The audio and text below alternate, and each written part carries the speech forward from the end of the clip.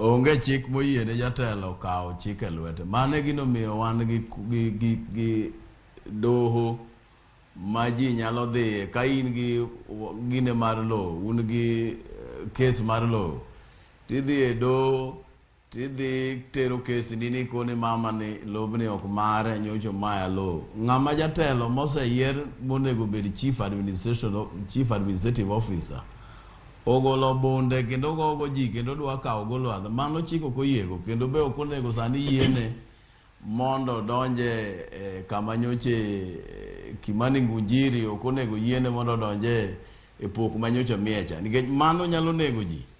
Kiyudo ka jatelo moro ma seche moko nitie gi problem gi ng'ato to osegolo bunde, mano jatelo ma dangerous, mano jatelo ma chik nyalo wacho ni ng'ama criminal, nikech ka in gi problem gi ng'ato kata ularo lo, titero kes e court, court biro winjo kes ni no, biro miyo gimiluongo ni injunction kata chungo ng'at machielo kik pur, to kinyal dhi kanyo ni kawo youth ni dhi gorigo. Mano gima chik ok oyiego kata matin. Nitie Kenya ka ndalo moko ne gine late minister kata waziri maniluongo no Nyonka, ndalo moko dhi timo campaign, kotimo campaign to lweny owuok ma